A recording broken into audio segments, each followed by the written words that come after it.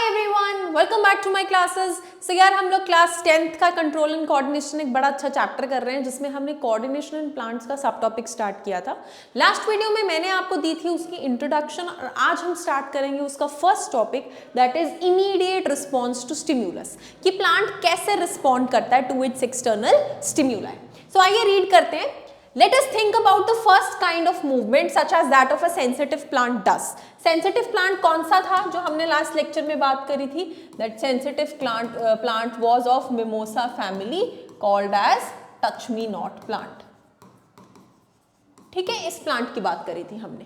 इसमें कोई growth involve नहीं थी। The plant must actually move its leave in response to touch. वो सिर्फ टच करने पे अपनी लीव की मूवमेंट करता था, जो टच हटाने से वापस रिवर्स भी हो जाती थी।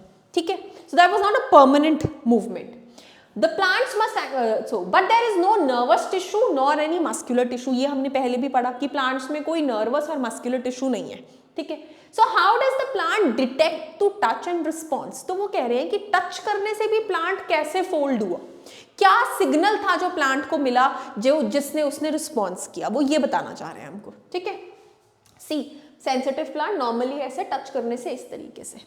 ठीक है, so if we think about where exactly the plant is touched and what part of the plant actually moves, it is apparent that movement happens at a point different from point of touch. Obviously हमने touch तो कहीं पर भी किया लेकिन पत्ता पूरा का पूरा फोल्ड हुआ ना, so both the points are different. So information that a touch has occurred must be communicated. अगर छूने की जगह और मूवमेंट की जगह अलग अलग थी तो कुछ ना कुछ दोनों के बीच में कम्युनिकेशन पक्का रहा होगा। There must be something which is traveling from the point of touch to the point of action. Yes, obviously. So plants also use electrical chemical means to convey information from cell to cell.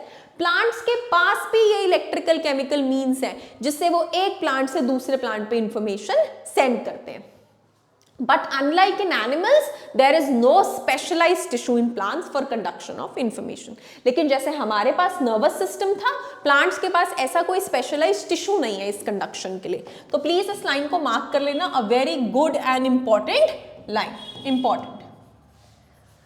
ठीक है, finally again as in animals, फिर से दोबारा animals में some cells must change shape in order for the movement to अकर।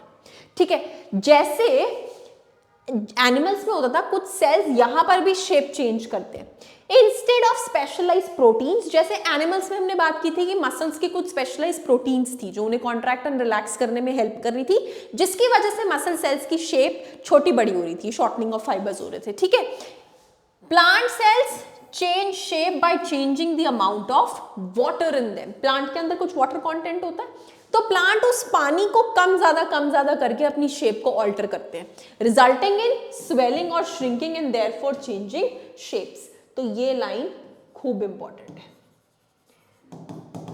इसमें से आप plant और animal, plant control versus animal control पे आराम से 2-3 पॉइंट्स डिफरेंस के निकाल सकते हैं। ठीक है, तो आपका ये 2 नंबर में या 3 नंबर में क्वेश्चन आए तो आप इसे क्लियरली अटेम्प्ट कर सकते हैं। ठीक है ना, इंटरेस्टिंग पार्ट था। एनसीईआरटी की लाइंस में ही कितनी इंफॉर्मेशन गिवन है। सो गाइज इसको मिस आउट नहीं करना है, इसको अच्छे से पढ़ना है। मैं बहुत शॉर्ट वीडियोस बना रही हूँ ताकि आप लोगों को ज़्यादा टाइम कंज्यूम ना हो और आपको एक बहुत अच्छी कॉन्सेप्ट अंडरस्टैंडिंग हो।